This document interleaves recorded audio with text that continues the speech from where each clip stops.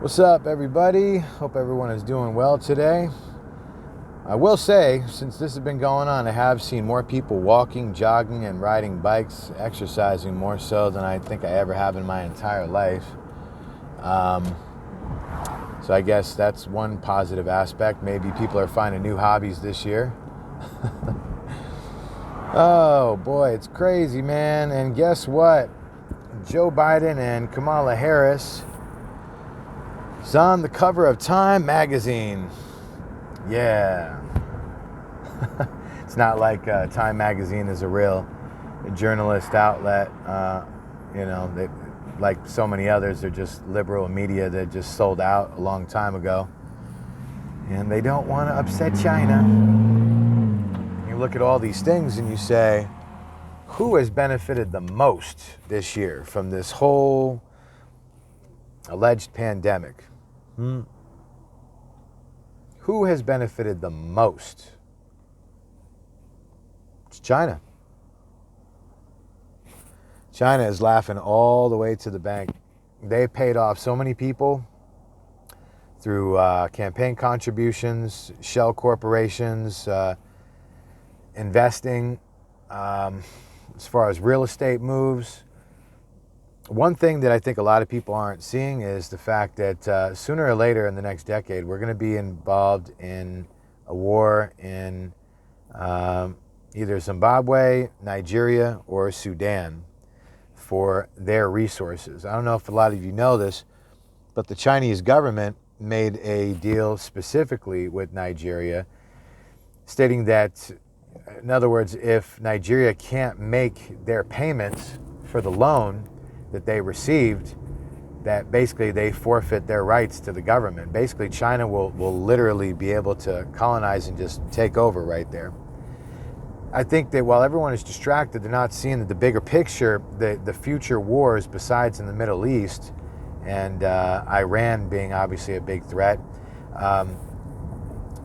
Still North Korea, there's still that lingering issue there. And the CCP not being confronted.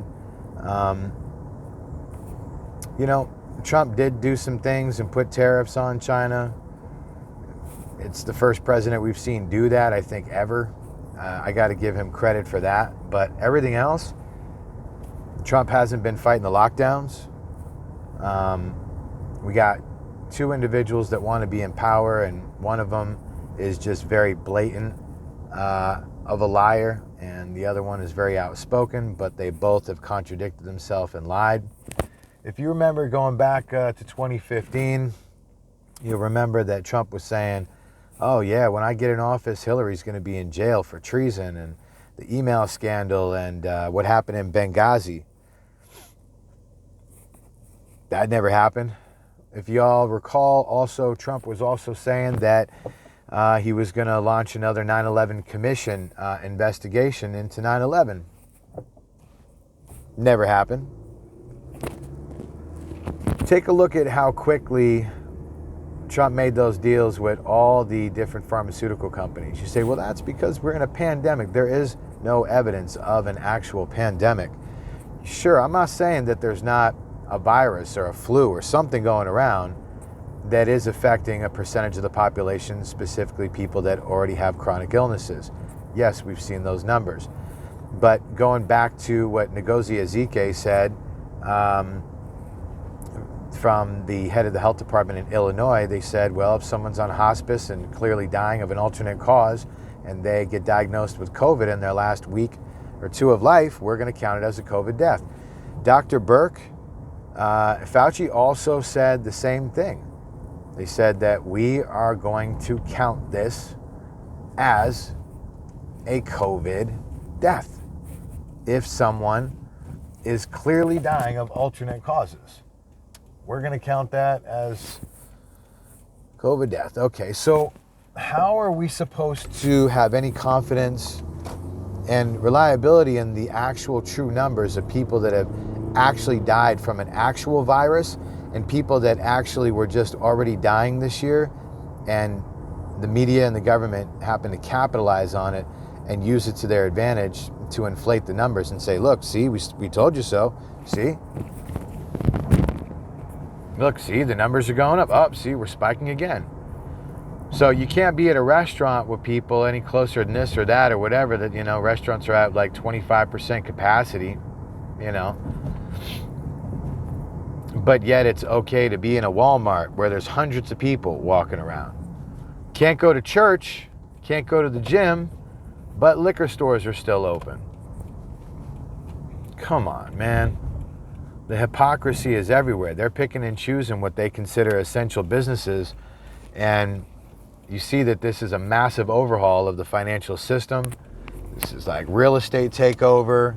This is like finance coming, you know, through, getting ready to go to digital crypto. It's like a massive overhaul of the system. And then coincidentally, you hear like, you know, Justin Trudeau, Prime Minister of Canada, talking about, well, you know, this sustainable development of Agenda21 and this global reset, you know, sounds like something really good. And I made a video about that weeks ago, that Trudeau in Canada invested like $400 million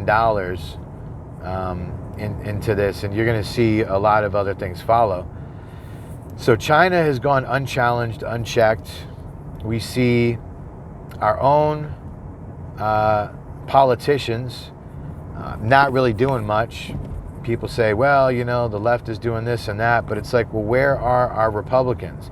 They keep having committees, and they're doing like these, you know, committees where they're talking to, you know, the CEO of Twitter and the, you know, Zuckerberg, a CEO from, you know, Facebook, and about the censor. Yeah, and we see with tracking and then fact checkers all rolling out at the same time, we see more censorship this year than ever before in our lifetime, all surrounding this whole situation. And now Facebook put out a notice the other day saying that if anyone tries to challenge the election or say that there was misconduct or tampering or voter fraud, that's misleading information, and Facebook will be blocking any posts that are associated with those trying to challenge the narrative, right? And so you see it also going back to the riots and stuff from BLM and Antifa, you know, going back to, you know, George Floyd. It's just like, wait, what is really going on here? Right? It was okay for people to be rioting and out, and it wasn't okay, but in other words, you had these mass gatherings, right? And there wasn't really too much done to enforce that. In Portland and Seattle, that Chaz whole situation, you know, from Minnesota and Chicago and other places, they allowed so much of that stuff to go on. But then it's like, no, you can't gather in church, you know. I'm sure you guys heard about what happened with Governor Cuomo. He basically got bitch slapped, you know, by a court ruling. Because, I mean, telling people that they can't, you know, practice their religious services and their religious freedom, that is communism. I'm here to tell you guys, being forced to wear a mask, being forced in lockdowns. And people say, well, it's for the benefit of the country because of quarantine to slow the spread and social distancing and limit the amount of infection. Sure, that's what we're being told. But this is socialism, people. This is like full-blown communism in your face. It's like a passive-aggressive, kind of a passive martial law. That's what we've been in 2020. I'm not going to sugarcoat the bullshit, people. I just think that it's ridiculous. You know, more Blackhawks circling back and forth all day long. And so everything that's been happening is a prime example. Prime example of how our president didn't fight the lockdowns.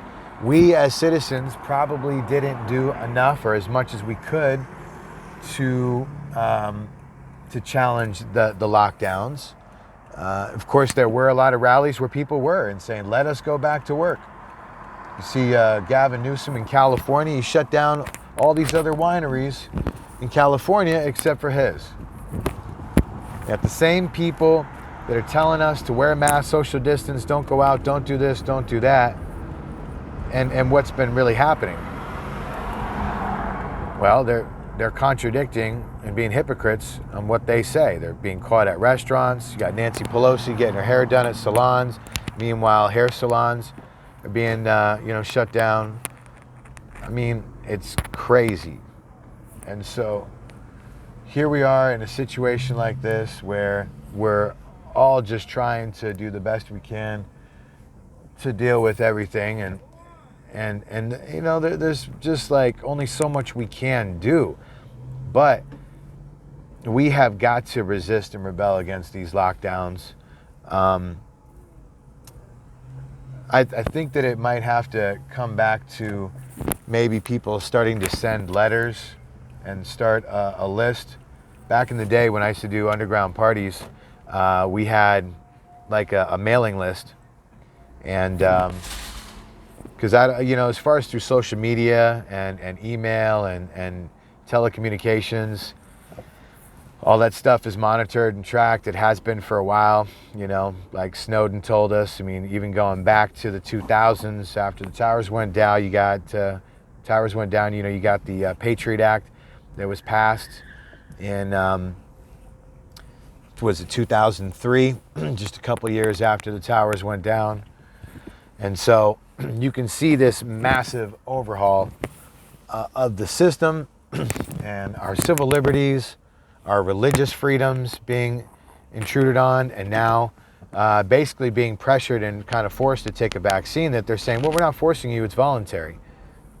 But you can see that they are forcing us to do these things. It's like, well, do it or else. You want to go back to work? Do it. You want to get on a plane? Do it. You want to be able to go to ball games? Do it. Canada, their government's already talking about if people don't get the vaccines, they're not really going to be able to go around and do much of anything anywhere. Justin Trudeau, he sold them out. Sorry for you, Canadians. Much respect to y'all that are staying vigilant. It's just outrageous, and it's just such a disgrace to see these world leaders going along with the narrative of Agenda 21 and the global, the Great Reset that the World Economic Forum is talking about. So here we are in a situation where you don't see any backlash from any world leaders. I haven't heard not one leader in government speak out about the Global Reset or Agenda 21. Not even one. If you guys can tell me one, please hit me up in the comments.